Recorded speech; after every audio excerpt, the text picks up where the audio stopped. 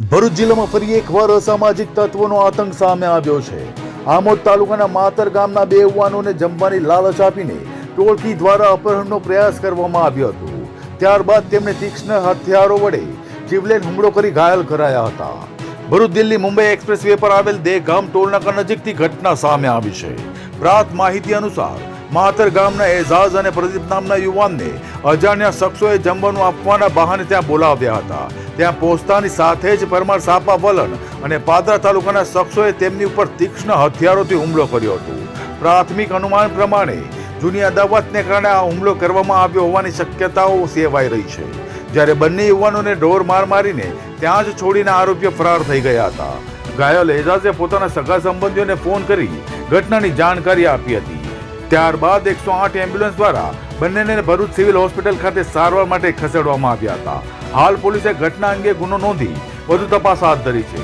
આ ઘટના બાદ સ્થાનિકોમાં ભયનો માહોલ જોવા મળી રહ્યો છે, જ્યારે પોલીસ દ્વારા આરોપીઓને ઝડપવા માટેના ચક્રો ગતિમાન કરી દેવામાં આવ્યા છે। ચૌહાણ શું બનેલો અગાઉ મને આંટીના સરફરાજ મલિક એમની જોડે એક બે જણ આવીને ટોલ નાકા પર મા બેન સુધી ગાળો દઈ ગયેલ। એ અનુસંધાનમાં આજે એમનો કોઈ ફ્રેન્ડ મિત્ર સાપાનો રહેવાસી અનીસ નામ છે એનું, મને ફોન કરીને એવું કીધું કે જમવા માટે આપણે ભરૂચ જવાનું છે। હવે એમનું પ્લાનિંગ જ હતો મને મારી નાખવાનો। મને મારી ગાડીમાં મારી સ્વિફ્ટ ગાડી લઈને હું ટોલ નાકે ગયો। ત્યાંથી અમે ભરૂચ જવા નીકળ્યા। તે એક બ્લેક કલરની ક્રેટા ગાડી, ક્રેટાના માલિકનું નામ ઇકરામભાઈ ડંકીવાલા, ક્યાંના રહેવાસી છે? વલણના રહેવાસી। વલણ એ લોકો 5-6 જણ આવી દેગામ ટોલ ક્રોસ કર્યા પછી મારી ગાડી ઊભી રાખી। મારો ફ્રેન્ડ અંદરથી મતલબ કે એને પણ માર્યો અને એ ભાઈ ત્યાંથી નીકળી ગયેલ છે। મને ગાડીમાં મારા આગળના પાછળના બધા કાચ તોડી નાખેલ, ગાડીને 50% દેગામ ટોલ પર લોસ કરી અને મારો ત્યાં હાથ ભાગી નાખે। છડાથી ધારિયા હતા, એમની જોડે તલવાર હતી, દંડા સહિત મને બહુ મારેલ છે ત્યાં। ત્યાંથી એમની ક્રેટા ગાડીમાં મને બેસાડીને હાઈવે પર અમારો હાથ બી ત્યાં ભાગી નાખેલ છે દેગામ ટોલ પર। ત્યાંથી મને એમની ક્રેટા ગાડીમાં બેસાડીને ઇકરામ ડંકીવાલા, પછી એમનું નામ એક મિનિટ,